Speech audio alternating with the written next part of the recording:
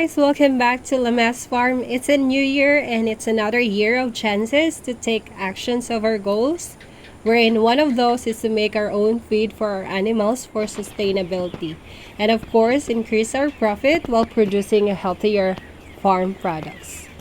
So and we already told you in our one of our videos, this video, wherein we used to cut Madre de Agua leaves manually and it takes so much time to finish. So we decided to buy a chopper machine to make our work faster and easier. Hopefully, this machine will work effectively and efficiently for us. So this is the machine, guys, and we got it from an online shop here in the Philippines. So we will see if this will work really well. This will be a multi-purpose machine because we are going to use it as well in with our compost, because there are some materials for our compost that needs to be cut into smaller pieces so the microbes can break it down a lot faster.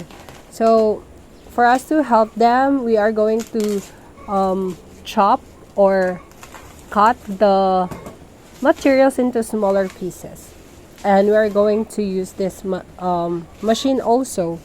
So this will be a multi-purpose machine for our garden and for our animals.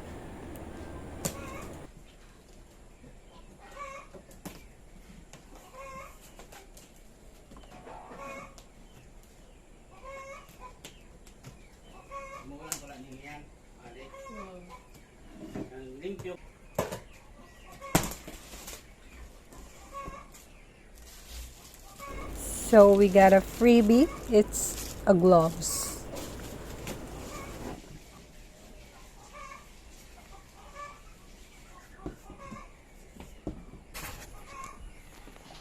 So this is the machine that we got, guys. It's a chopper machine, but we cannot see any chickens in the picture. But anyways, this will work for sure. So we assemble the feet or the stand of the machine.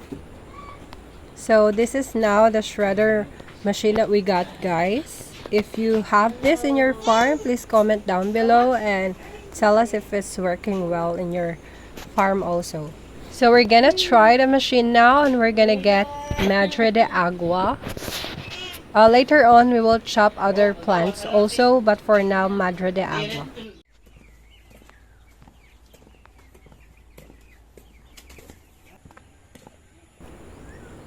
So in this video, guys, we're just going to show you if the machine or the shredder machine is working well, and then on our next video we will show you the ingredients or the mixtures of different plants or materials that we are going to use as a natural feed for our chickens.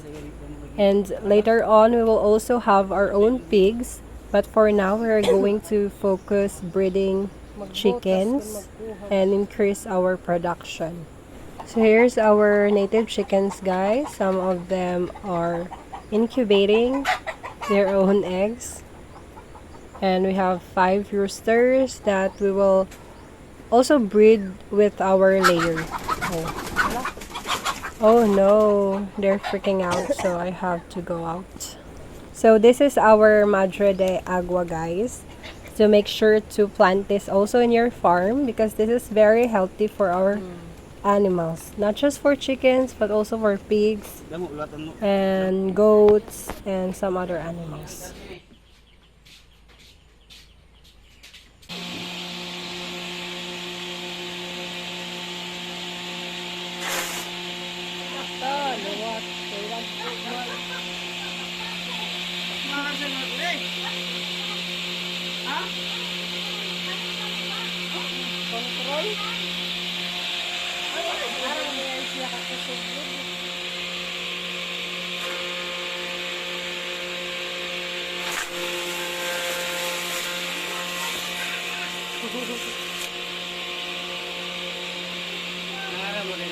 Puro basta dako yan.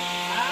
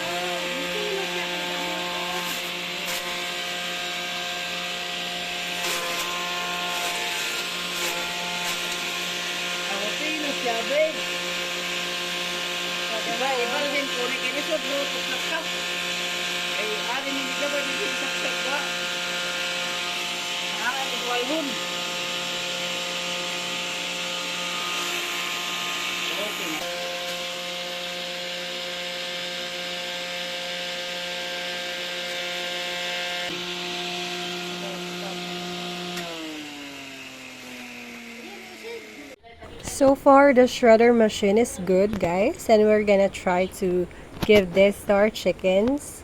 So this is not yet the final output. We still have to mix this with other materials because there are some nutrients that are not present in this plants. So we have to mix it with azola, corns. We will tell you in our next video. So make sure to subscribe now, guys, because we are on our way to achieving our goal, which is to have or to produce our own feed for our animals. So far, our chickens are eating it well, and we're going to give it to our breeder or to the chickens we are breeding. So these are the layer hens that we in-house with the Rhode Island Red for breeding. So they like it, guys. So we will need two different machines in making our own feed, and those are shredder machine and pelletizer machine. We are still working on our pelletizer. We will soon make a video about that, and we are very excited to finally produce our own feed because in natural farming setup, it is really not advisable to keep on relying on commercial feeds because it is not profitable, especially now that the price of chicks and feeds increase. So if we will keep doing the same thing again and again, nothing will really change. So let's start taking actions in achieving our goals. And by the way, these are the chicks that we bred. So our incubator is really working good, and we are slowly increasing the number of chicks that we hatch. So we have a total of 12 chicks now, and another 3 survived from the first trial we had.